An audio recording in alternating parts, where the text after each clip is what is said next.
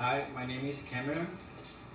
This is my experiment. It's a very well-known experiment. It's called the elephant toothpaste experiment. For doing this experiment, we'll need hydrogen peroxide, dish soap, food coloring, in my case is blue, and a teaspoon of yeast, and finally we'll need 2 tablespoons of warm water. Don't forget to wear your glasses for this experiment and use your gloves. Now let's begin with adding the bit of hydrogen peroxide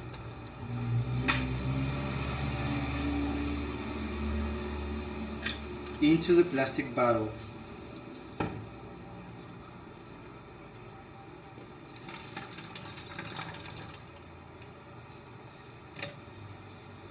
Let me add a bit more.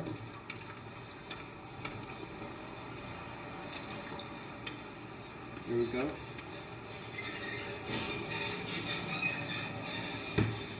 But be careful because it can irritate your skin. Then we put 2 large pumps of dish soap. 1, that's 2. Okay.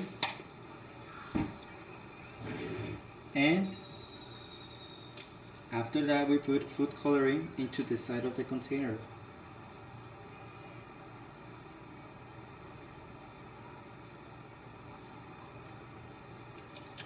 There we go.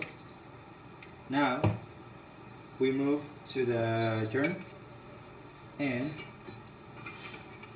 we are gonna place the warm water into the urn.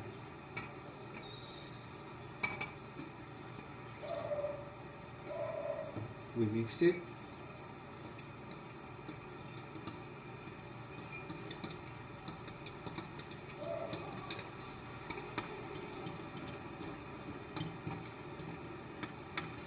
And finally we place it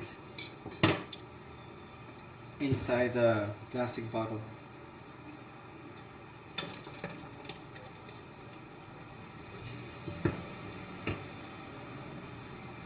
A bit more.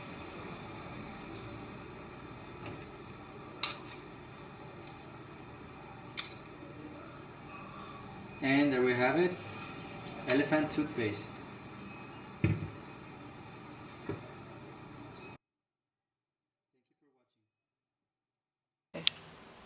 Now, I'm going to explain the science behind the experiment.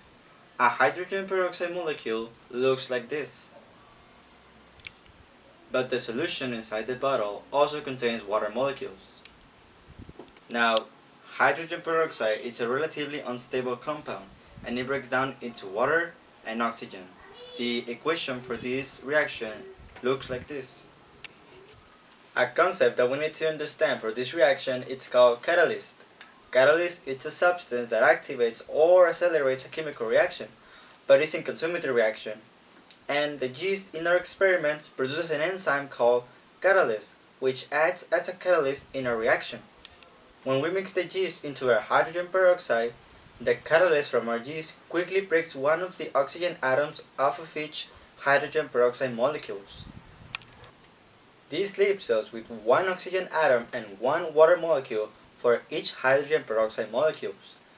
But oxygen atoms don't like to be by themselves, so they attach to another oxygen atom creating O2 gas and floats out of our solution.